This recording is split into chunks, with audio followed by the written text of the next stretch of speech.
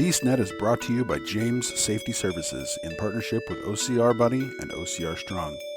Here we discuss all things OCR and fitness related. Welcome to BeastNet. Today on this special edition of BeastNet, Pretty Mike talks with Coach Megan Beck, the OCR trainer, catching up on the last month, talking about your lower legs and how to be more effective on the trail. How have you been? I saw you did a race that looked amazing. Yeah, I ran Abominable snow race over the weekend. I saw that and the pictures look amazing. I mean, they look cold. The pictures don't even do it justice. This race was so phenomenal. It was your typical race ready obstacle, Sid from Battle of the Lions. They're one of their typical races in the sense that they have the most innovative of obstacles. They're always coming up with something new and challenging, but then you add in the elements of snow, sub-freezing temperatures, and it did not disappoint. And I know a lot of people probably hear like, why would we want to be in the snow or the freezing cold? Yes. But you don't even pay attention to it once you get going. There wasn't really much slipping and sliding if you had decent trail shoes on, and your body will naturally feel like it's 20 degrees warmer while you're running. So you don't even feel the cold. At one point, I actually said I wish it was colder. And then the snow started falling. And of course, the final obstacle was steel grips. They had been out there for days and whiteout conditions. So it got to the point where trying to grip that obstacle, it was just freezing your hands.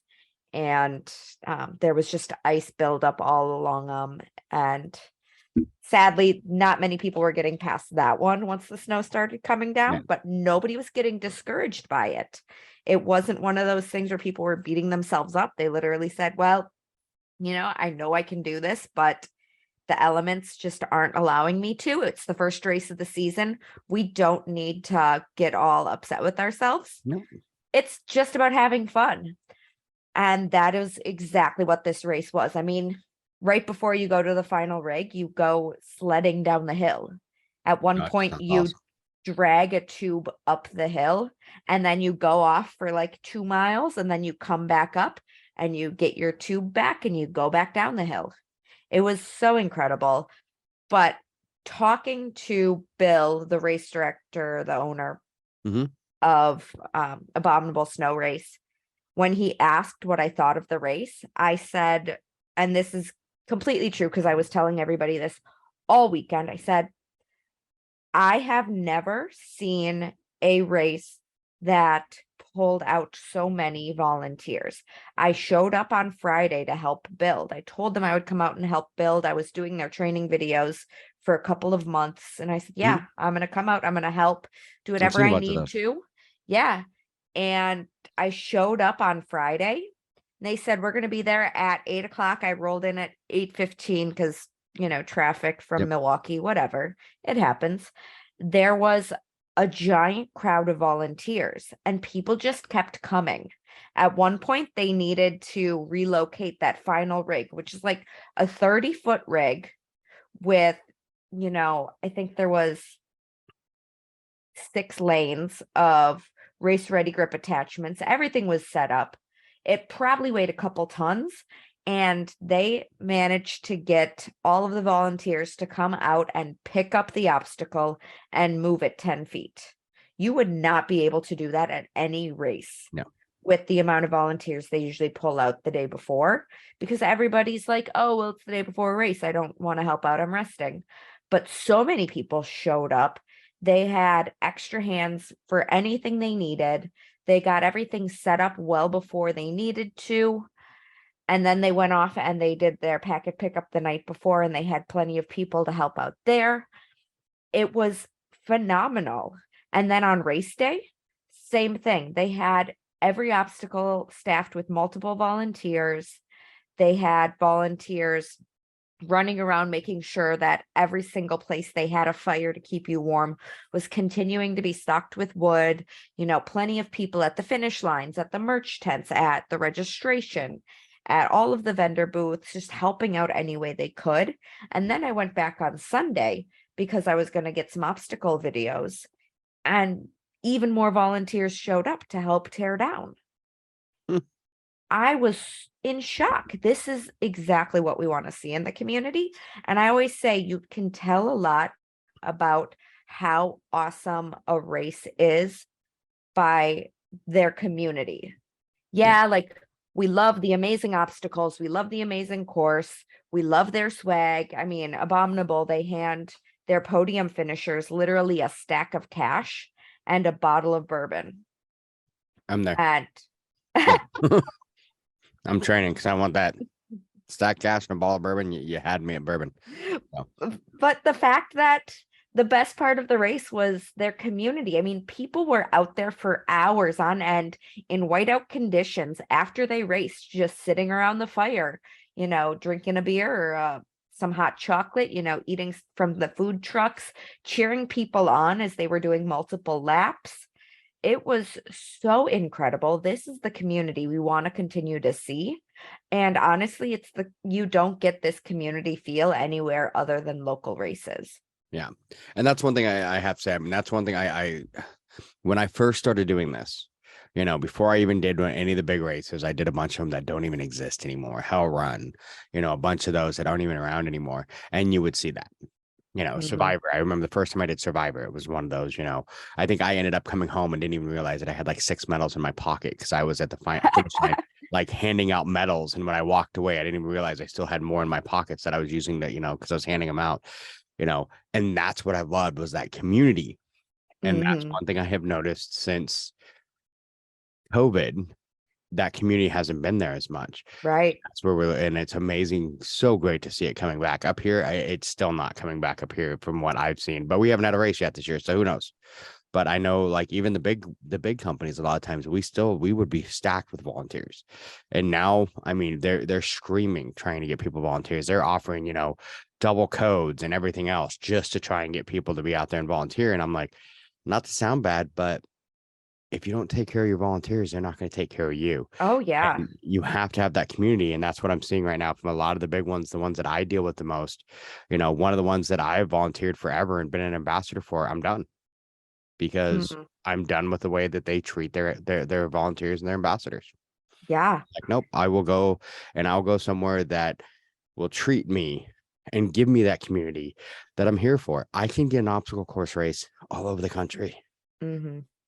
But it's that community. And when you treat your volunteers and your community right, you get, like you're talking about it, Abominable. I mean, that shows, like you said, that shows how great a company is and how great a race is what how their community backs them up. Yeah. It was just honestly one of the best race experiences I've had. And I feel like I say this every time after a local race, and each race just keeps getting better and better. And I mean, especially in that Chicagoland area where they do have such incredible races, they know what it takes to keep those races alive. So, Frontline and Highlander were there. They had tents at Abominable. They had their mascots there. They had, all of their crew. They're running and hanging out, supporting one another. They're all friends. And, the volunteers that are out for Frontline and Highlander were out there for Abominable and vice versa. And they are building such a strong community, even though at the end of the day, like if, the Abominable crew is not getting money from Highlander or Frontline in the sense of like sharing profits, they know that helping each other out is only going to continue to strengthen the community. So yeah, we're going to promote these other races because the more we can promote them, the more we strengthen our entire community, and we're going to keep everything running. And they really have it figured out there, and they're only going to continue to get stronger and stronger. And especially as, Race Ready Obstacles, Sid, all of their build crew, I mean, Justin, Bobby, all of them. as long as they're continuing to come out and build for these races, the obstacle quality is only going to continue to go up and up and up. Yeah. So, Well, I mean, that's it. You get that. I mean, like you said, it's the community of not just like us racers, it's the community of the races getting together. And I think that's where we've had the biggest disconnect, like up here in the Northwest. We don't have any of that. It's like this race over here doing this one over here. Nobody, we've tried as BeastNet to help some of these guys like work together, but a lot of times it's like, oh no, we're not going to deal with the competition. They're not on the same weekend as you. They're not competition. You're just building up the community. But all of a sudden they go do yours and like, oh my God, this is so much fun. I want to go do this one over here. Or they do the other guys that you've helped and they're like, oh my God. And you found a new obstacle course racer who's now wants to do all of them. And then you got more people at yours who are like, hey, let's go do this. I did this one over here. Here's another one over here. Let's go try it out. And maybe you build that community up. It's like, anything. It's, when I first got into it, that's how I got into it. A friend of mine was like, hey, you want to go do this thing? And I'm like, okay. And then I started doing it. And then I got, more of my friends. I'm like, oh my God, this is so much fun. Come try this one. Let's go check this one out. Let's go check that one out. But that's kind of how, they're doing it. Like, we're going to go support, Highlander's going to support, the other ones. And then everyone, and then Abominable supports Highlander. And then it builds that community. And I hate that about like our community in a lot of ways, not just OCR, but everything, where everyone's always like, it's got to be us against them. And it's like, no, if we all joined forces, we'd be unstoppable, with a lot of things. It's like, I see it a lot. And partly why it really hits me now is I do comedy, as some people in the podcast know, as Brandon Valentine. So that Brandon Valentine face you see, that's me too. But I see it constantly in the comedy community where comedians are constantly battling each other. And it's like, you realize if we all just banded together and we could get these bars to pretty much do what we want, we could get these venues to do what we want, but constantly undercutting each other, constantly battling with each other, we're just making it more difficult, And I think it's the same thing with the races. If they all just banded together, the little ones, they can make a huge thing and make a huge go at it. A rising tide lifts all boats. Yes, it does. So one of the things I'm working on right now that Abominable is done, even though it's sounding like we're going to continue on with some training stuff after. Nice. One of the other things that I'm shifting more attention to is helping out to organize the New England OCR Expo. So we did it in 2020, and it was predominantly just little companies that help support the OCR community, and then the couple little local races that we have here coming in for one day and just like having a celebration. And it was a week before COVID shut the world down, so things were a little iffy. Now we're bringing it back this year, but we're trying to make it bigger. So we've reached out to the OCRWCs, the Savage races. The biggest surprise, and I am so happy about it, the biggest surprise was I reached out to my contacts at Spartan, and they sent me right to Joe's number 2. And he said, yes, we want to help out. Spartan is really committed to building a stronger community right now. This is one of the things that Dan is taking an initiative on, to build a stronger community as a whole. So hearing, we're going to have some smaller local races. We are talking to other bigger races to try and bring them in. It didn't scare them off. They said, no, we want to help you. Yeah. Here is how we are going to help you. And Spartan is actually now thinking more bigger picture about the sport, which is incredible to see. It is awesome.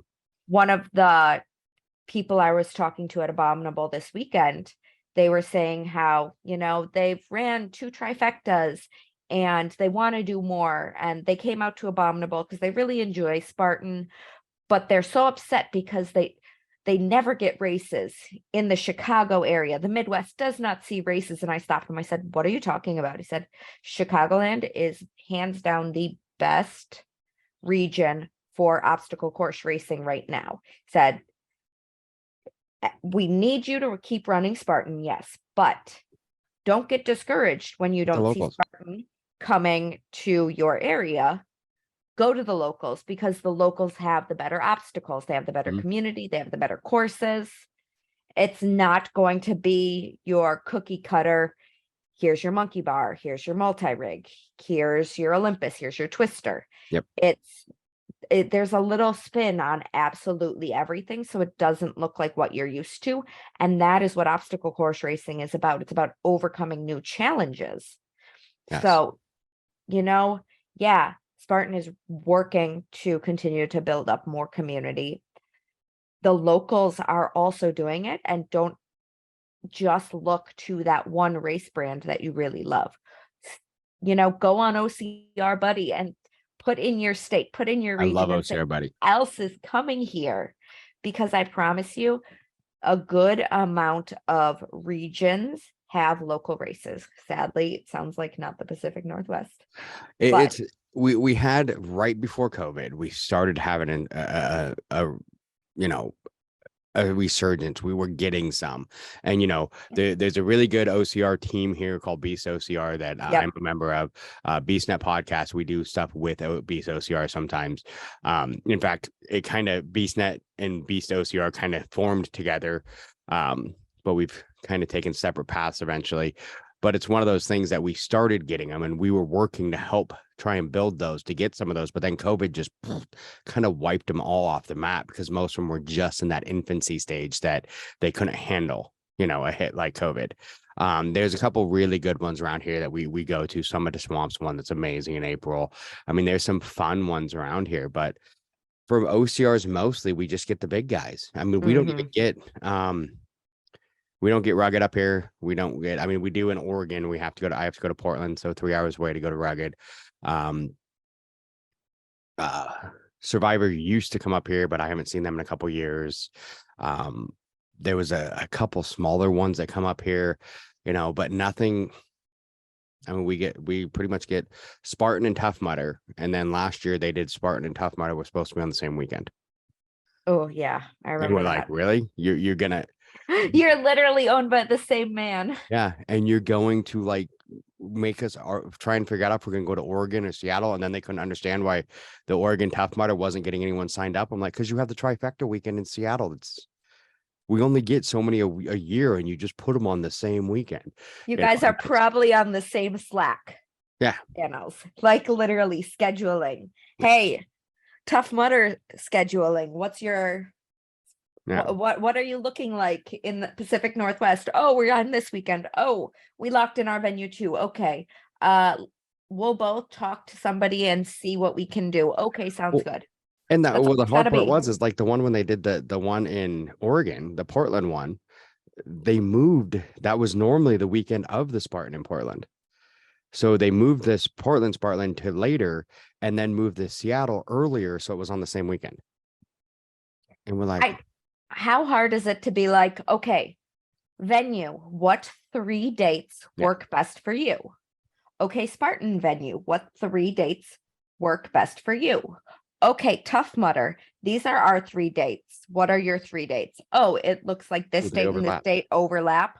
Okay, so I'm going to have you do this one, and then we'll take the other one. Bam. And like I said, that's where it gets hard in Seattle too, is because we had, for Spartan and Tough Mudder both. Spartan was in August in Portland, and then was in Seattle in August, and then 3 weeks later we had it in Portland, and then the week after that we had Tough Mudder in Seattle. So it was all within like a month and a half of each other. So, and that's all we got from the big guys. So it was those weekends. So for like a month and a half. So that's why a lot of people are like, why have you gotten so into triathlons and everything? Because I wanted to do something, and I got tired of running marathons and doing road races. And I wanted something different. So, which actually by the time this airs, I should have my new bike. So yay. So I'm heading up to Canada on Saturday to go get it. But I have my wife at the border because she can't cross. Oh, okay. Well, we have a timeshare up there. So we're going to go up Friday, stay at the timeshare. She's going to stay at the timeshare while I go across the border to go pick it up. So, because I have the correct, Washington's stupid with the licenses. Our normal licenses aren't good enough to cross the border. Is it like that real ID thing? Yeah. You have to pay for the extra one which I have because I go on a military bases a lot and do other stuff. So I have their Mhm. enhanced license so I can cross. And our passports expired last year. We haven't renewed them. Oh, okay. I was gonna say, can't So, you just use a passport? 'Cause- yeah, they expired last year and we haven't renewed them yet. So Okay, I'm I like, thought well, you needed a passport to cross the border now. if you have the real ID, you can get across. Oh, So, okay. and I Good have to I know. have the enhanced. I paid extra for mine. So my license a year or 2 months ago was $280. So Yeah, well, I think everybody's gonna need to get a real ID eventually. I know they keep pushing it back, yeah, but they keep that's pushing it where it's back. But going. Washington, a lot of states, it's actually just the real ID is just part of their normal ID. So It should be. it should be, but I don't understand why there's two. It's like, Yeah. but it is what it Yeah. is. So I'm gonna go get my new tri bike. But that's one of the reasons why I started doing triathlons because I wanted more of a challenge than just running. I missed the obstacle. So I'm like, well, what else can I do? Oh, hey, let's go do triathlons. I can swim and bike and everything else. And I like the trail runs like Sisu, but this year, right now, all I'm signed up for is Sisu, and I'm gonna sign up for an Ironman. That's it. I don't I know. mean, you should probably come out to Massachusetts and run the Final Fit Challenge, I want to. When's that? April 15th. Oh, that's a little close, but we'll have to look. But I yeah. mean, there's like the 3 mile single lap, there's a multi-lap option, and then there's a 12-hour and 24-hour ultra. So there are options for everybody. Yeah. It's the final one. It's also the Boston Marathon weekend. So I told some people if they wanted to double dip, sign up for the BAA 5K because that day is also the 10th anniversary of the marathon bombings. Mhm. So the 5K is on the morning of Saturday the 15th, as well as Fit is Saturday the 15th. But because Fit is going all day, you can start at any time of the day. So you can go run a 5K in Boston, drive the hour to Cumberland, Rhode Island, and you can go do the 3 mile lap of Fit or whatever else. And then you can hang out, go to the Marathon Expo, see Marathon. all there is for Boston and, celebrate marathon weekend. Yeah, because my goal is eventually run at least some kind of 5K or something in every state. So, Well, there you go. That would technically cover 2 states in Yeah. one day. so that would be a fun one. Yeah, I got to figure that one out. Like I said, I have not traveled because we've been talking. We're supposed to be moving to Texas, and it's things are a little bit on hold at the moment. But trying to make a few things figure out because of the housing market and a few things and work, but it's still going to happen. So that's kind of the one thing. So all my races have been put on hold except for the two, my A and B. Yep. All the rest of them, if they happen, they happen. If not, I mean, I have Sisu is B, the Ironman's A. Yeah. So, but the one thing I got to figure out is where I'm going to be because we talked about I want to do Salem instead of Seattle. Yep. But if we're already in Texas, I'm not going to be able to fly up here for Sisu and then fly back 2 weeks later to do to Oregon. So it might end up being Seattle again. But I've just got to, I think I'm going to try and see if I can find another 70.3, maybe not an Ironman, but a 70.3 and beat it. Yeah. Before then, just to kind of get my head in the game. But with the new bike, hopefully I need to get out and more. I am actually moving my exercise bike into the house, out of the garage, because that's my biggest excuse. The garage is cold. Yep. I can't use the treadmill in this without warming up the garage because the treadmill sticks when it's cold. Oh, okay. So I have to, but if I move it in as a spot, I can put it in the living room and I can put it off to the side and use the bike. And because it's not as big as a treadmill and I can get more into that. And, I've got my plan, I've been doing the other workouts, more lifting, gets in the muscle build and all that, Good. staying away from the scale because it's not liking me. So I don't know. No. But It's bulking season. It is. Don't worry about it. Take progress photos. Don't step on the scale. Yeah. I mean, I'm seeing it in other ways. I'm seeing like my chest and arms are getting bigger, my stomach's getting a little smaller, but I mean, it's just, of course the muscle weighs more than fat, but we'll get there where I want to be. I mean, it's just a matter of, the hard part is I've taken your advice. I've been watching. I changed the face on my watch so that I can see my heart rate. You know how hard it is to try and run in zone 2. Oh, I know. Trust me. I get this from all of my clients. They're like, oh my gosh, I have to walk just to stay in zone 2. Said, hey, I completely understand. Trust me. Some people, it takes a couple of years based on, their breathing and their conditioning level. being cognizant of it is the first step. And then learning how to, maybe power hike or power walk in zone 2. And when you feel like that's comfortable and, your heart rate's starting to drop down a little bit, stay at your walking gait or pace, but change to a running gait. And they're like, oh my gosh, as soon as I go to a jogging gait, my heart rate jumps right back up. And it's like, yeah, I know this. This is normal. Unless you've had a lot of practice with zone 2 running, it takes a little bit of time to catch up. But I promise it's working, even if you don't think it's working because your body wants to jump up. It is working. It's just one of those when I really pay attention to it, and it's like all of a sudden, the second I go, like you said, the second I step up into a jog, I'm up to like a zone 3 or almost sometimes zone 4. But then it's like, okay, I need to bring it back down. But doing it a couple times now, because I've done it quite a bit, is I can feel it without having to look at my watch. I can be like, I'm going too high. I need to slow down. One thing people don't realize when they're trying to stay in zone 2 is that any little stress reaction is going to spike their heart rate. So if they're so stressed because they're not getting in zone 2 or they're overthinking this zone 2, it's going to spike their heart rate up again.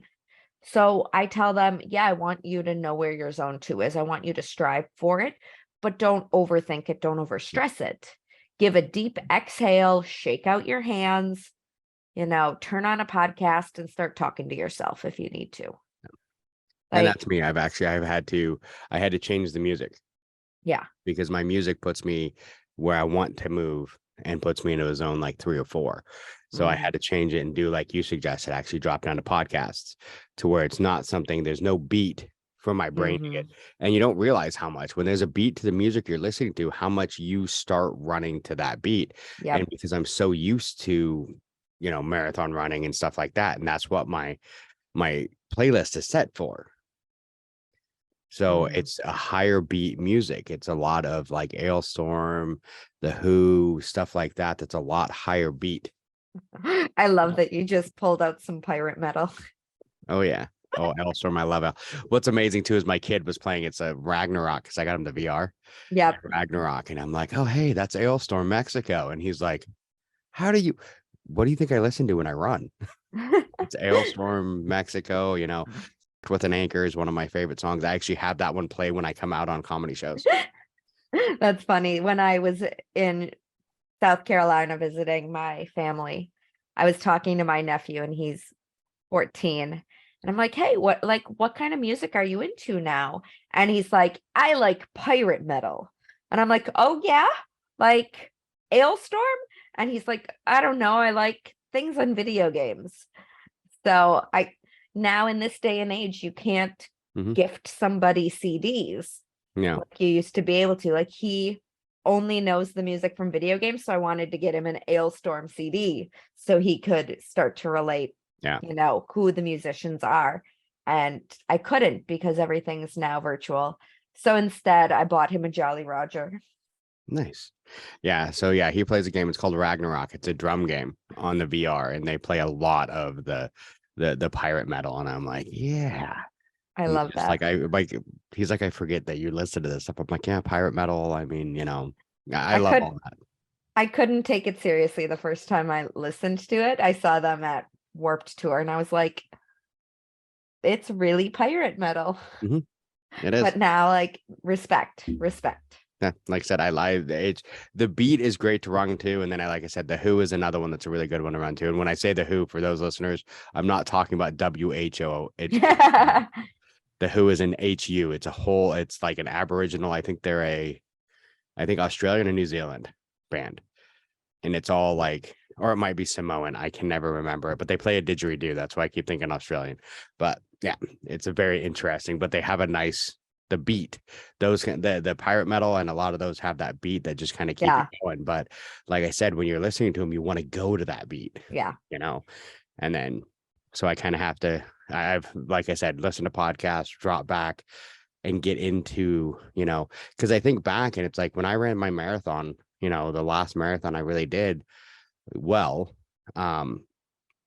I probably was at a zone 2 most of the time, but I finished Mhm. in like 4 hours and 39 minutes because I had been training so hard. I knew how to keep my breathing where it needed to be. I just never looked at my watch to see it. So now I Mhm. know, okay, I know what it feels like to be in zone 2. And that's what it took the first couple of times, is to get to that point where I know what it feels like. Okay, Yeah. what zone 2 feels like. And I know, and now I need to figure out how to stay there. Mhm. Because And that's when that's I swim too. When I did the swim and the Ironman, that's how once I felt to get comfortable and got into zone 2, that's when I was good. yeah.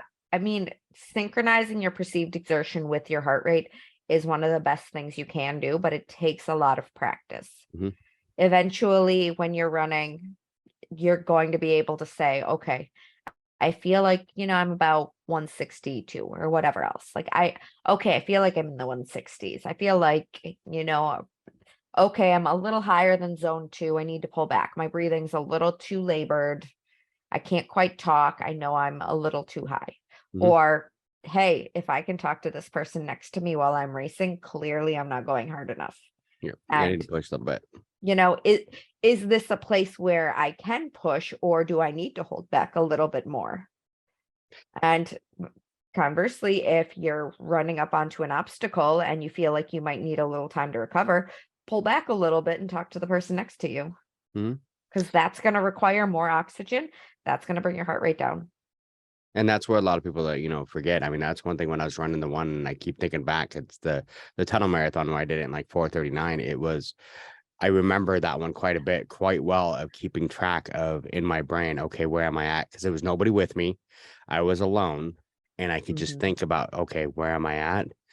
How's my breathing? Oh, it's starting to get a little high. Let's bring myself down a little bit, and a lot of that. And I really paid attention on that one, and how I was doing, because I wanted, I knew what my goal was.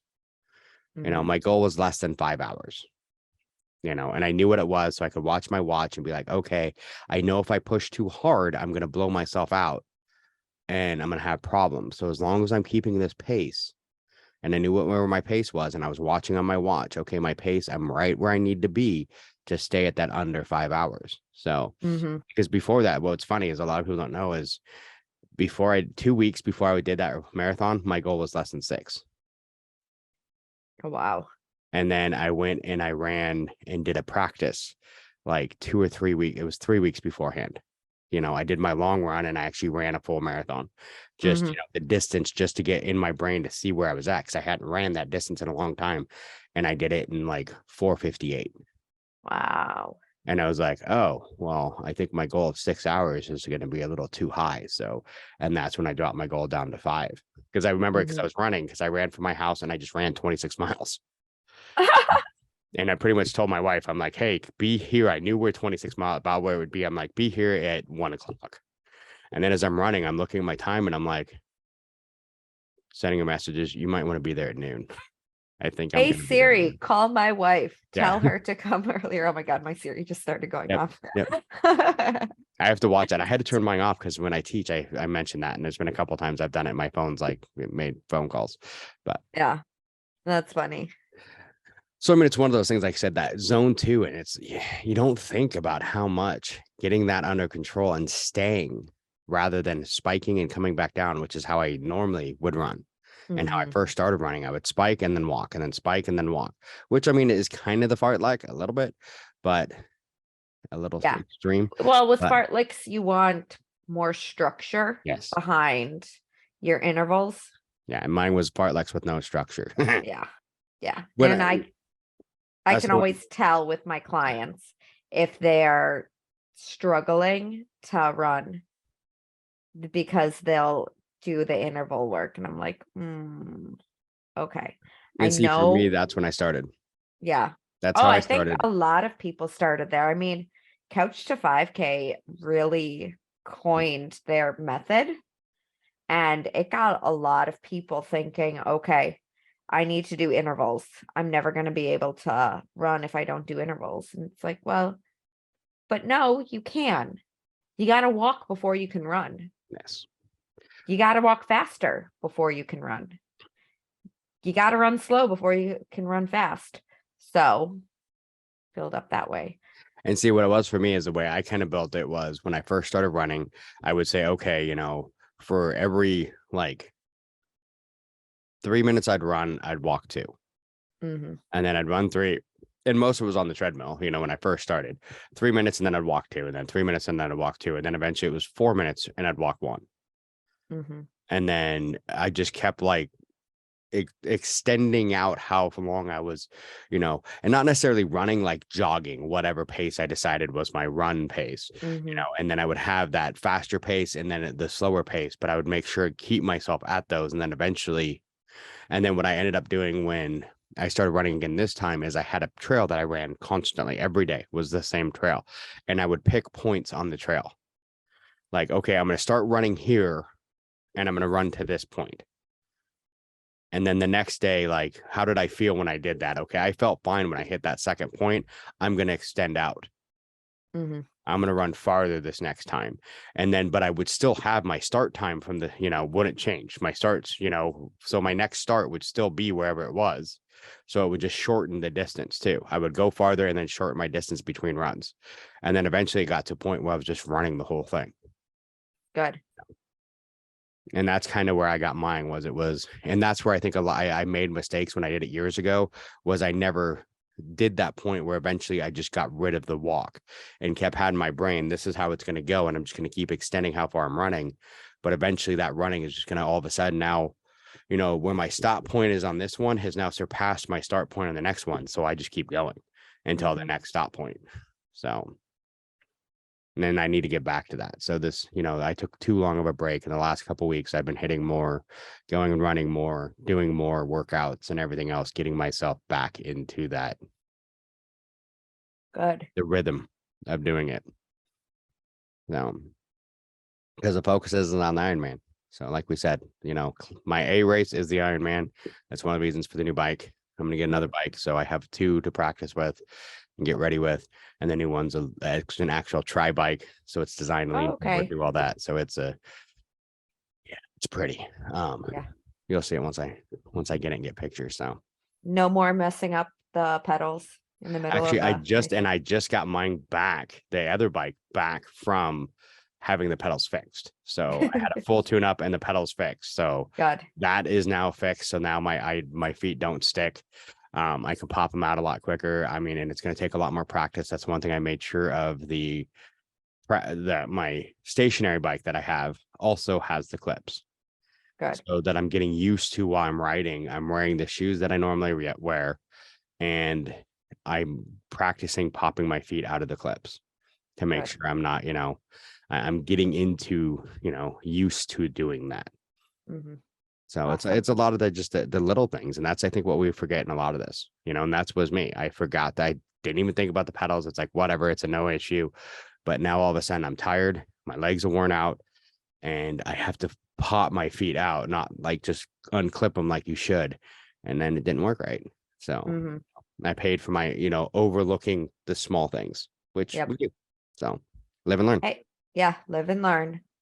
So, and that's why I tell all of my clients, when we go out for extra long runs, I don't care about you attempting to like go race pace or anything else. I just want you to test out your gear, test out your fuel, test your body, see what aches and pains come on when, test your mental state, make sure you're testing all of your like coping strategies. I want to figure out a plan. I don't want you to have a true trial run. You don't need it. Your training is there. You got to make sure that your gear is set. You got to make sure that your head is right. Yeah. And that's one of the big things that I was like, for me, it's one of those, I know what foods aren't going to upset my stomach in the middle of a run, because we've all had that one where all of a sudden we eat the wrong foods in the middle of running. Your body's like, hey, your body doesn't like this. You better find a porta potty now, or you're going to be one of those like pictures that people show of, with things running down the back of your leg. So you better hurry up. So, and I've seen those pictures of those, and I'm like, I get it. I do. I mean, you eat the wrong thing. So, I mean, I know what I can eat when I'm running. I know what works for me. I know what works good for fuel, but at the same time, what fuel can I at different times? Like we've had this conversation before, like before race, carbs, whatever, carb up. But when you're running the race, you need quick. Mm-hmm. You need quick energy, not carb energy. So for me, I know exactly. I mean, protein pucks work great for me when I'm running because they're small, compact. I can grab them, just go. Um, I know what I know what fuels I like. I know everything else. I mean, goos I can have right in the beginning, but once I get to a race, anything with that texture, I start Mm-hmm. gagging. So I can't, Yep. like, once I'm into the race and like you start getting that dry mouth, even though I'm drinking everything I should, you still, you know what I'm talking about. You've done it when you're racing. So Oh I yeah. can't do, the gummies or the goos because it's like, Mm-hmm. and then it feels like it's getting stuck in your throat. So I gotta, Yeah. and those are things that, it's hard to figure out unless you do it while you're training. Because that's one of those things. I've had goos and I've had, the gummies when I wasn't, Mm-hmm. 14 miles into a 26-mile race. And I was okay on like a 5K or a 10K. But then all of a sudden, at 12 miles and I try it and I'm like, oh. And that's what you Yep. got to watch out for. So, and that's why I always tell everyone, don't ever take something that you're not used to having. Oh yeah. And especially people who are maybe running a marathon or they're running a trail ultra where they have, the aid stations. Mhm. Like, I know seeing a giant table full of food is the best sight for any ultra racer. But if you haven't tried out the stuff that's on the table, don't take it. No.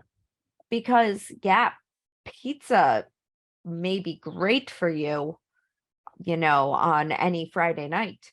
But if you haven't tried running while eating pizza or, anything else, it could have an adverse effect on you. Same with anything else. Yeah.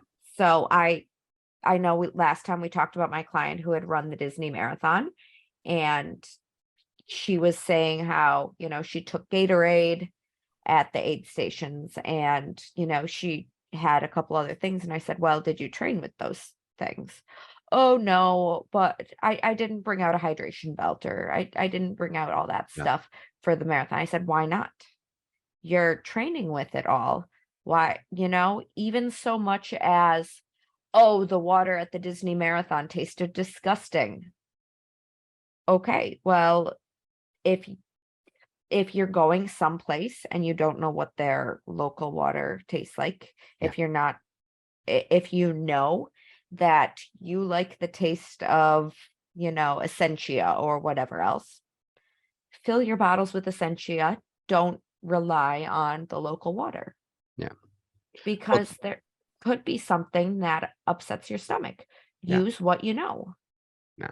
And that's one of the big ones. It's like, when I did like a couple of marathons I've done, I will go as far as to look onto their website to see what they do use. So like when I did the one, and I keep mentioning the one I did in 439, because I did it in a completely different way than I normally did. I just had a fanny pack, which I know, whole 1990s fanny pack, but all I had was a protein puck, some honey waffle, some honey stingers, because that's what I eat all the time. So, and I know they work well for me.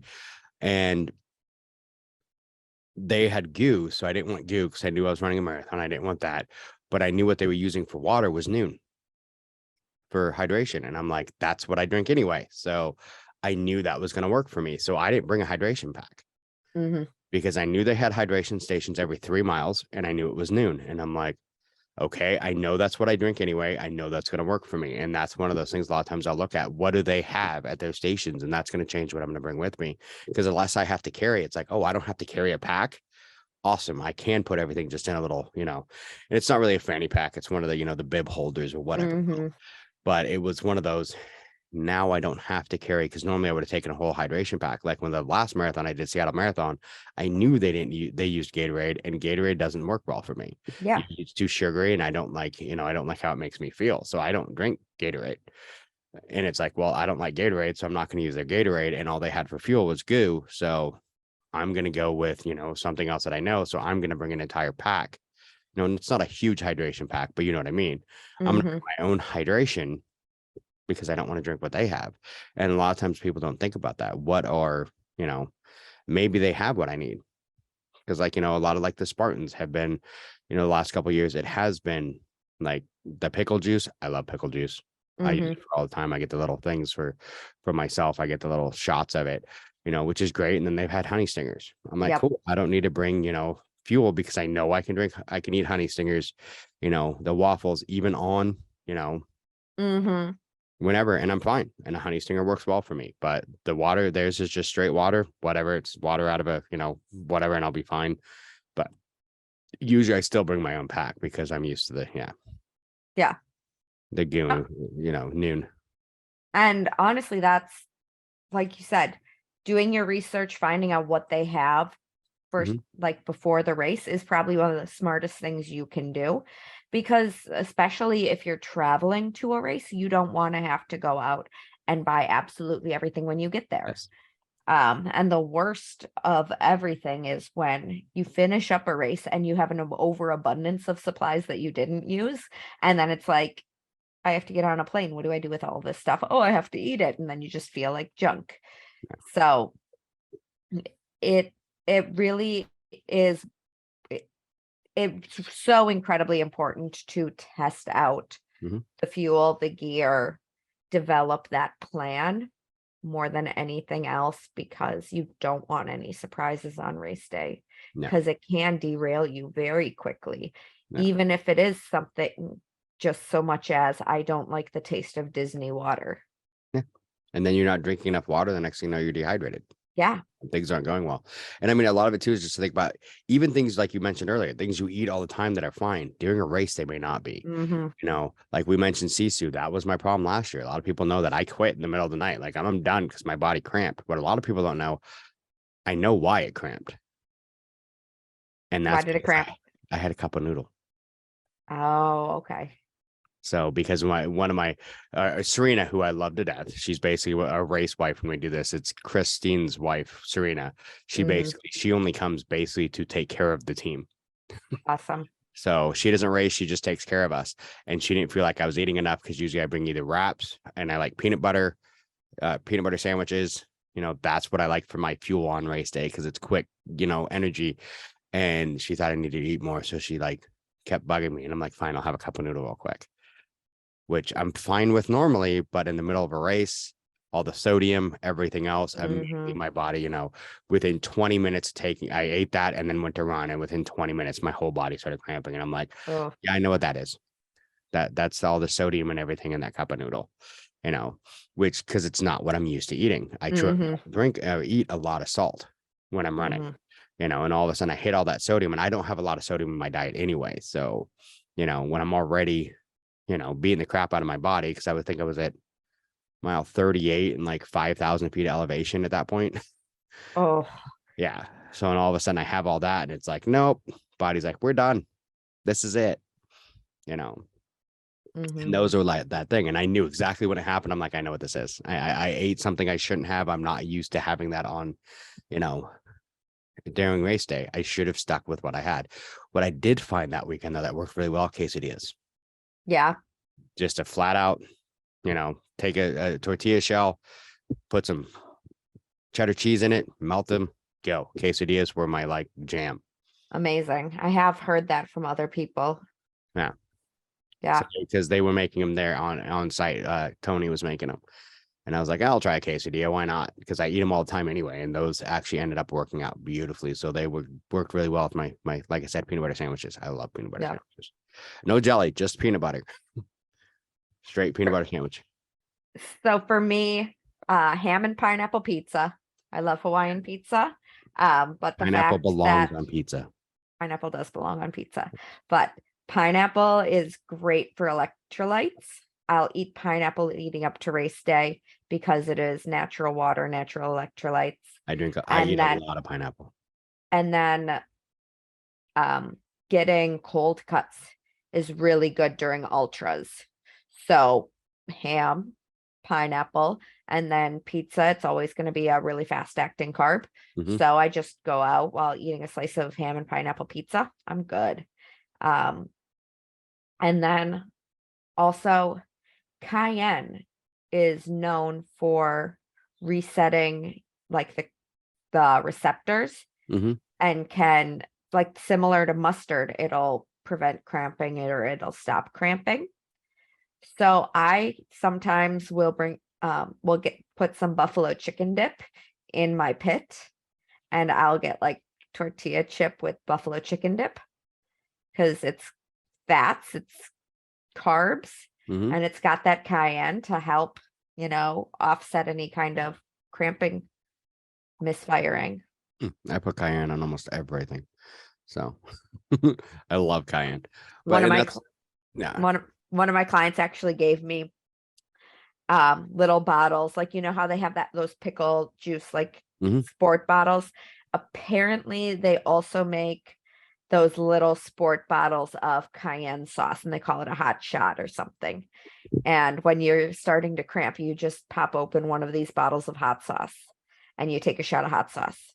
I'm gonna have to So, find those because that sounds amazing. well, I mean, isn't that also a punishment for World's Toughest Mudder? Is it? I think so. I think they've I'd done be that okay with a it. few times That wouldn't be a where, punishment. I'd be like, sweet, let's go. yeah, I've heard that they'll do hot shot sauces as punishment for, or like penalties I would rather for have that than obstacles. the shocks. So Yeah. I've still, knock on wood, I know it's gonna happen this year. I've never been shocked at a Tough Mudder. oh, I have been, yeah, a couple I've times. only ran one Tough Mudder, so I'll be honest. I mean, it's one of the me and a friend were talking the other day. I mean, out of the big races that we usually get up here, Tough Mudder is the one that I'd want to do. I don't Yeah. know if I want to do the other brand. I mean, like I said, I have issues right now with them. So, yeah. but that's a personal thing, and it's really not them. It's one person, but Yeah. that works for them. Yeah.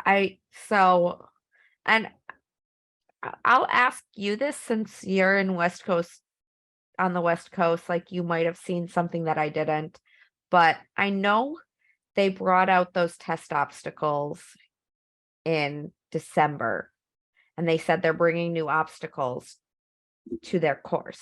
They just ran their first race of the year in SoCal. Mhm. I know that they changed up the spear, and I'm not a big fan of them making the spear throw harder. Yeah, they made it so the target smaller. Yeah, but You have to go through a did circle. did they just forget to bring the other new obstacles? Apparently, because from what I've heard from everyone, because I have a lot of friends that went to that one, and Mm-hmm. I heard they took away on the supers and stuff like that, where they used to have the table Mm-hmm. for the cargo, that's gone Yep. now, which is good because that hurt me. Actually, I'm kind of mad that one. I wanted that one to stay because I'd almost finally figured out how to do Mm-hmm. the step up onto it. I'd almost got it. I'm like, now I'm gonna have to build my own just so I can figure out that flip. But there was that, and then I think it was a difference on the rig. I have heard that they are standardizing Yeah. some more of the obstacles, so they're keeping difficulty level the same across all three distances. Yeah. So the rig, I Which, heard there was none of the hanging. I mean, there was the rings and the bar, and that was it. And they stuck with that through the whole time for both the super and the sprint. Because I yeah, don't think there was a beast this weekend. no, there wasn't. It was just a But I super had and a sprint. heard that they were going to leave the super level as the base. Mhm. But we hadn't seen it. Like when No. I ran Fenway, I was expecting rings and bar, because everybody said that the sprint level rig was gone and they were going to have a bar on all of the sprints now, and they didn't have the Stadion, which I Dude. still consider a Stadion a sprint. Yeah. And it's one of those things, I'll be honest, I prefer the bar over the rings. Mm-hmm. The Yeah. bar is easier for me than the rings. Yeah. So I can grip it better. So, but it is what it is. So I Yeah. heard a few people different things on that. So I mean, we'll see what happens with it. But like I said, I as of right now, the only ones I'm planning on are the two that we mentioned. If I do a Tough Mudder, if we're already in Texas, I'll probably do World's Tough Mudder because we'll be right there in Dallas. You got to run World's Toughest And I'm Mudder. probably gonna do it anyway. At this point, I think I just want to go down there for Yeah, World's because Tough I'm going Mudder, to be even if there. I'm not. Yeah. I'm not registered yet, but I'm going to be there. Oh, I'm gonna register. I But think I'm gonna do World's Tough. But like I said, if I'm in Texas yet or not, either way, I'm doing World's Toughest. But I don't think I'm doing any of the other ones. yeah. So I had a client that called me today, check in, whatever. And he's had some surgeries, and he asked, so how is the OCR world? What's going on in the OCR world? And I said, things are going like we're in a weird time period. I Mhm. said recently, and I've been saying for a little bit, that the influencer era is over in OCR. The influencer era is dead. I think so. You are not racing for the pictures. The things that are getting likes on social media are videos, and not to say real athletes, that sounds terrible, but competitive athletes are not going to stop and pull out a camera and say, hey, can you get a video of this? And the videos going back after a race, you can tell that they're after the race, so they're not going to get as many likes. So, social media is not the purpose for racing anymore. So we've seen a lot of people get out of the sport because they're realizing they're not getting the same engagement they used to, and they want the influencer stuff. It happens. Hey, that more power to you. That's fine. Yeah. We are thinking about it and, going out to all of the locals, and with Spartan promising us new obstacles, we're in the innovation era of OCR, and you have people that are leaving the sport because they don't want to go the ninja route. They want to see more heavy carries, more tactical stuff, and it's not happening anymore. And people are getting away from Spartans, Tough Mudders, whatever else, because they don't want to see these standardizations. They want to see new. Yeah. So you've got, the OCRWC, you've got Savage, you've got all of the locals that are continuing to build more and more, and they're creating new obstacles. Finally, Spartan's like, yes, we are going to give you new obstacles. And now we don't see it. Yeah. And obviously with innovation, you're going to get the influencer kind of stuff. They can get videos. It's going to look awesome. We're going to get interactions. It's going to bring the sport back a little bit more. But I'm really curious to see what happens this year. Right now, when we're recording this, it is January 31st. It is not publicly known yet. I trust that you can not tell anybody for the 12 hours or so, but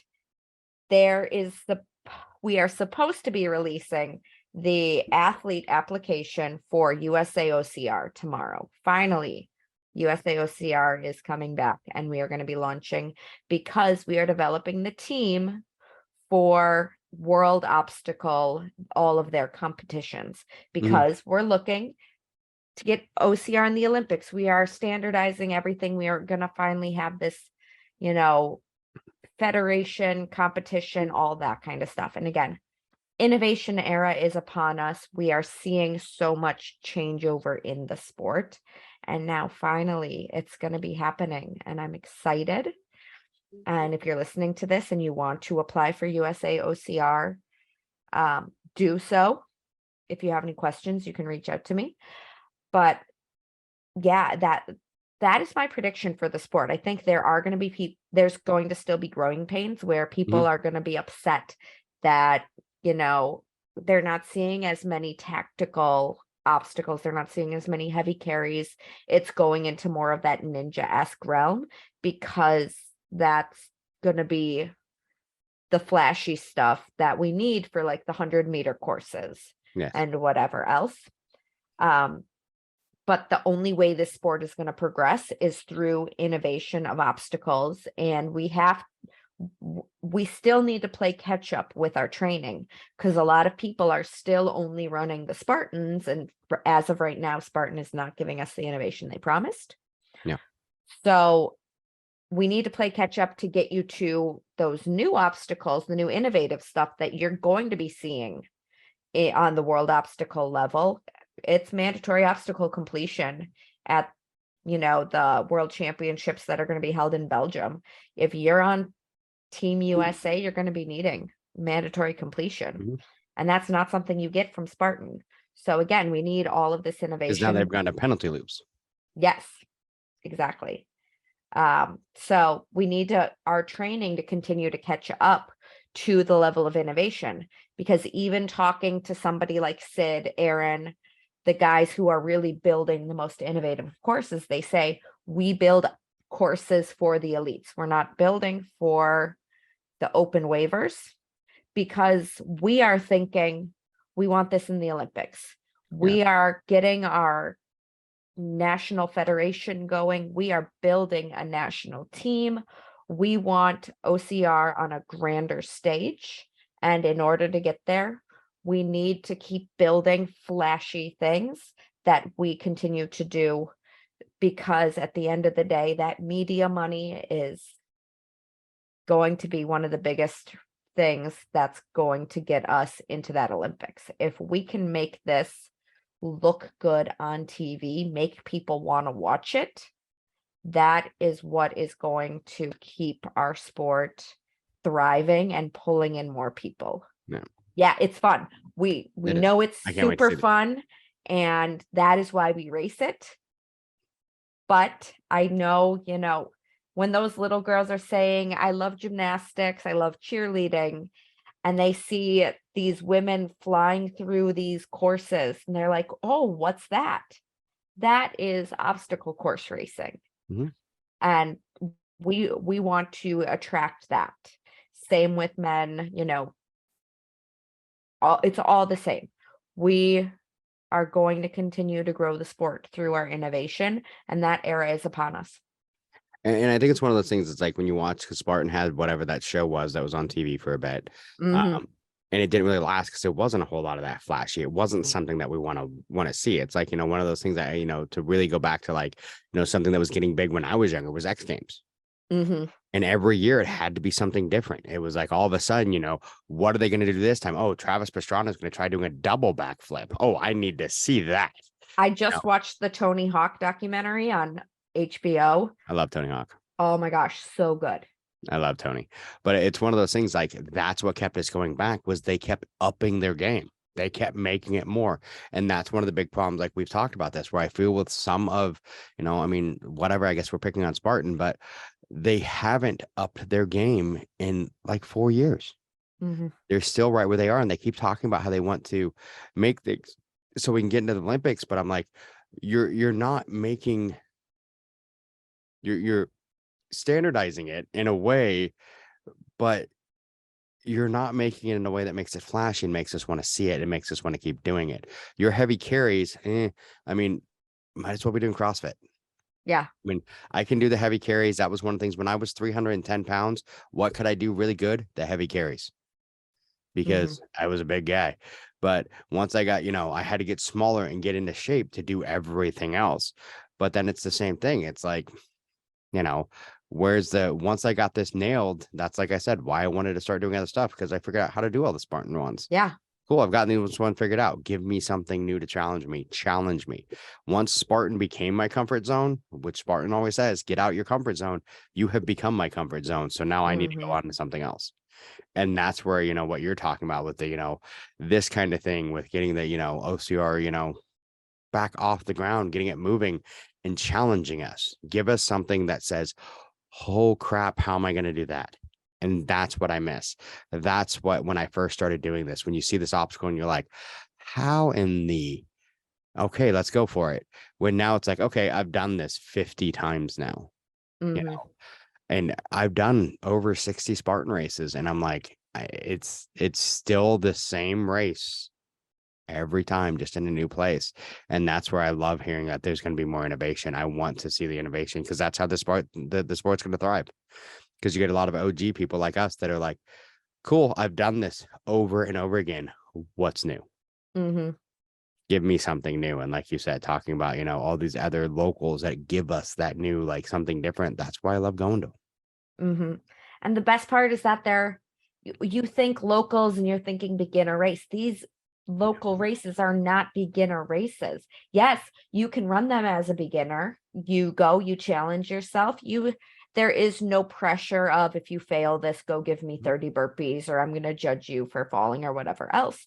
It's do what you can, give it a try. If you make it, that's amazing. If you don't, we're still going to give you a high five and say you did awesome. And you're going to get your medal at the end. You're going to smile, laugh, get some great pictures. Maybe you'll have friends that have a camera out there and can take some videos for you. But the local races are now, mandatory obstacle completion with these wicked challenging obstacles. And they're just fun to watch. And then when you do fail and you don't get it, then you go home and you say, okay, this obstacle whooped my butt. Why? Oh, it's because my grip isn't where it should be. Maybe I need to start working on this exercise to work on my grip. Oh, I'm not hanging well enough. I couldn't pull myself up. I couldn't keep, myself going. I didn't have the lache that I needed. I didn't have this. I mean, at a Spartan race, the most I've ever had a lache was like 2 inches. And that's only because I'm short and I have a small wingspan. I've never Yeah. actually had to fully jump.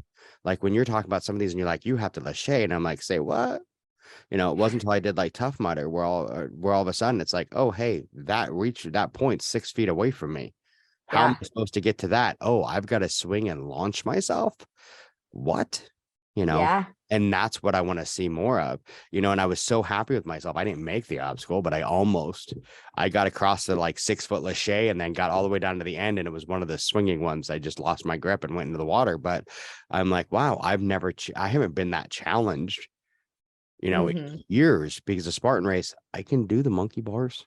The hardest one for me is beater. And that's only because I have a small wingspan. It's not because I don't have the strength to hold myself up and swing. I just have a small wingspan, and it's like getting used to that lache. But, and that's why I love seeing the innovation from the new stuff, and I want to see more new. And that's one of the reasons why I'm really happy once I get off the West Coast so I can start seeing more races. Yeah, definitely. And I mean, we're seeing the innovation over in Europe with World Obstacle and with Obstacle Course Racing World Championships, not the brand, but the race through World Obstacle. That is all going to be innovation from across the globe. And, us Americans, we're going to have to lache. Yeah. Lacheing is I want to. coming. I want to learn how to do that. So Yeah. I want the challenges. Give me those challenges, and if there's anything we can do to help you with the stuff you're working on, let us know. I mean, we would love as BeastNet to help get those innovations. Please ask questions. Yes. I will walk you through all of these techniques any way I possibly can. I posted a video today from the Siberian swing at Abominable. It's similar to OCRWC. They had the snake pit. At Frontline, they have the mooring lines. At Terrain Race, it's their Tarzan swing. But the only difference between all of these and Abominable was they don't have a knot on the end of the ropes. So it's literally just ropes hanging down and you have to traverse across it. And when I created the training video for the rope climb, I put in the caption for them to post that you're going to need your hooks, not only for the rope climb, but also for the Siberian swing, the rope traverse, and they took it out.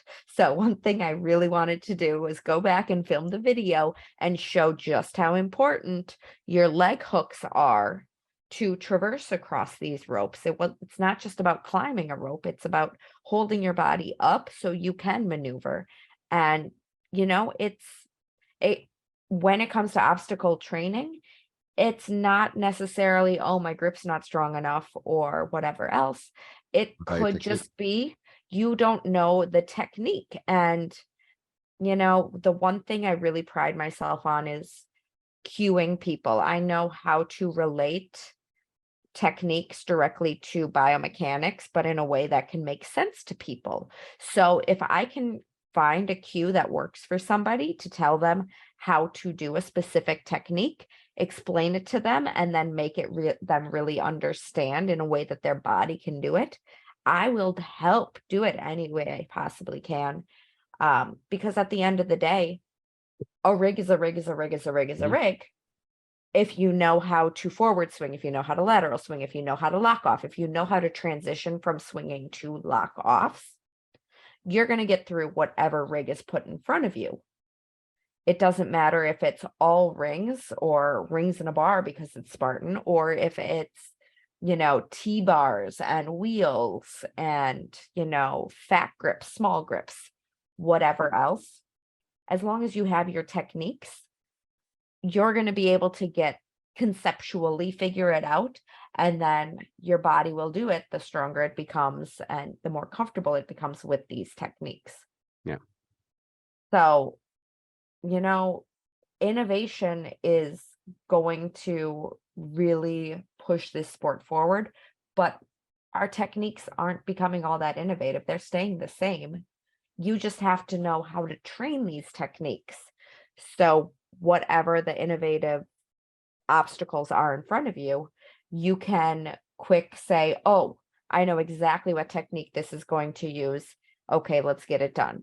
Because at the end of the day, we're still racing for speed. Yeah. If you have your hammer handy, you're going to get it out a lot quicker. Yep.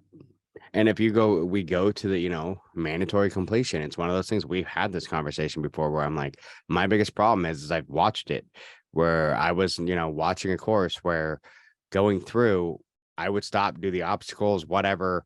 And there was someone right next to me who was faster than I was, but they would just stop and do the burpees. I would get to the obstacle, get ahead of them for a bit. And then by the next obstacle, they were caught back up to me. And then they would do the burpees, and they just knew that they were quick enough that they could just do the burpees and then move on. And I've seen a lot of people, and I've seen it on some of the, not a lot of elites, but with the age group, a lot of people that just know they can basically rely on their speed and just do the burpees.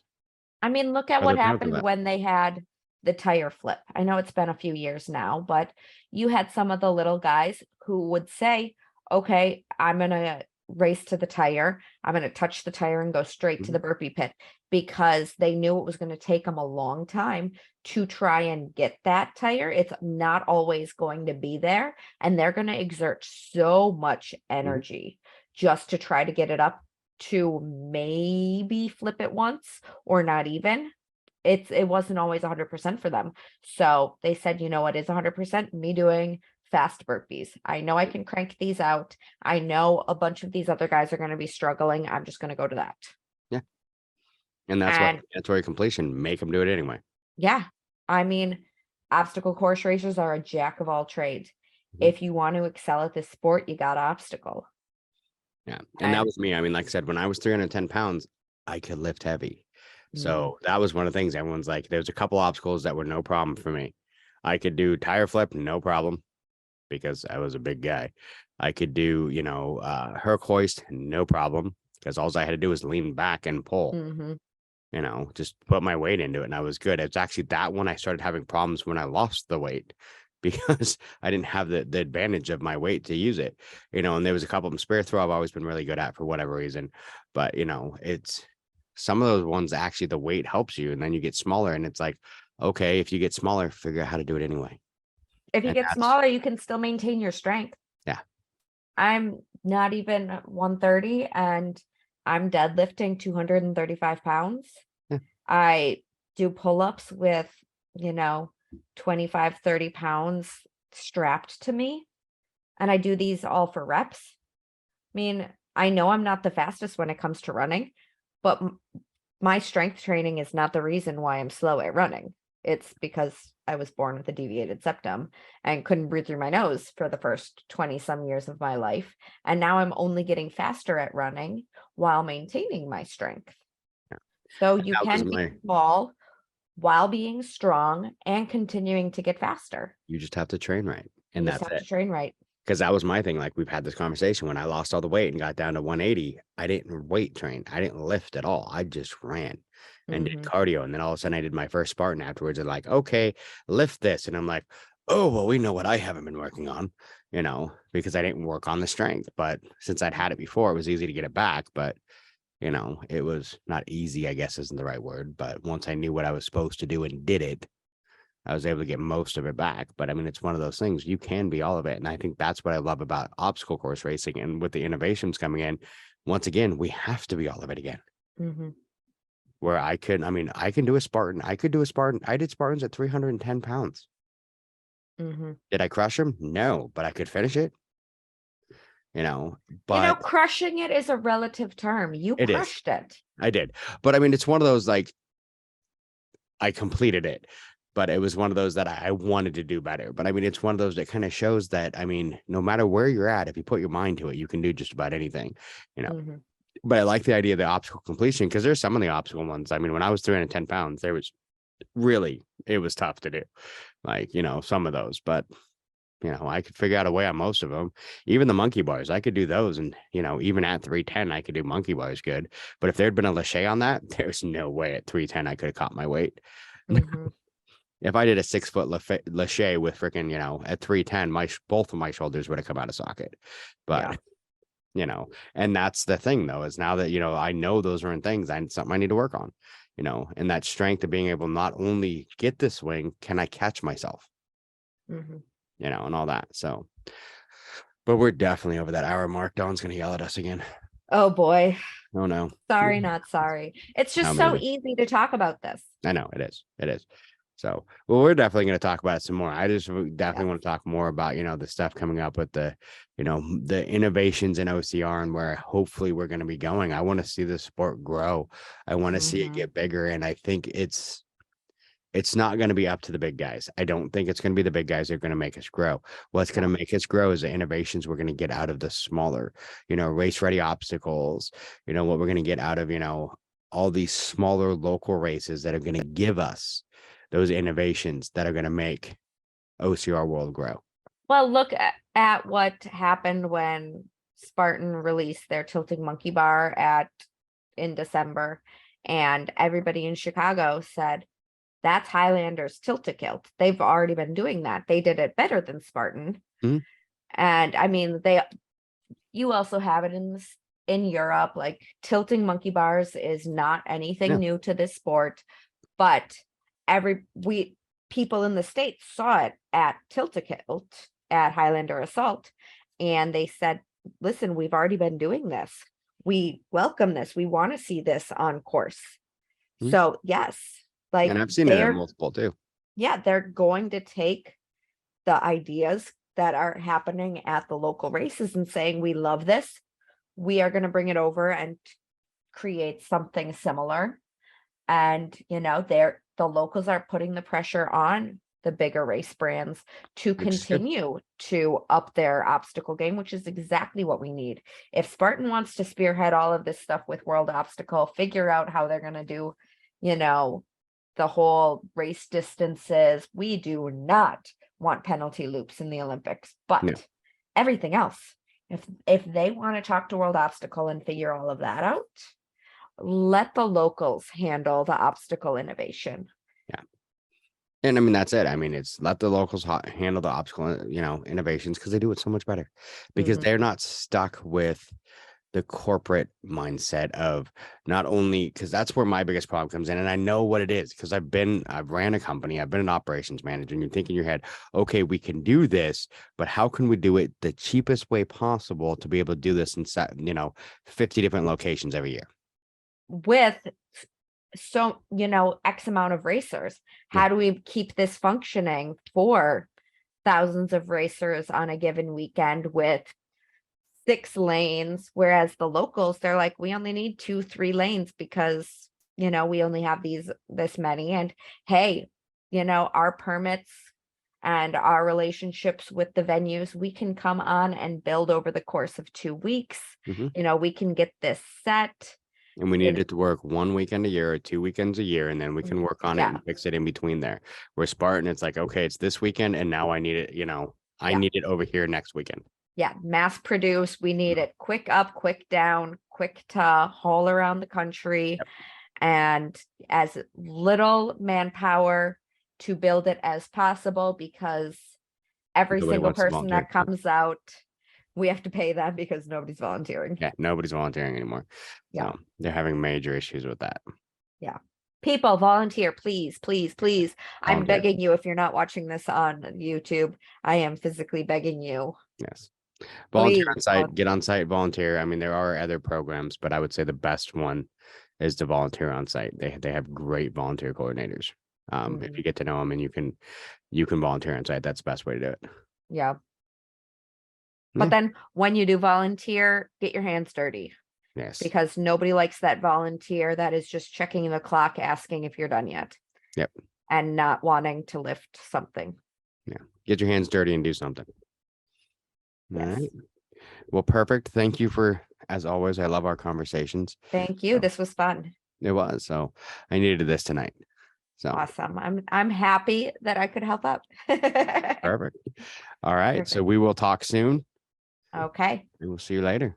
Yes. Have a wonderful night. You too. Okay. Bye. Bye. Thanks for listening to the BeastNet podcast. If you haven't done it yet, find us on Facebook, like and share the podcast. Give us a review on iTunes or Spotify.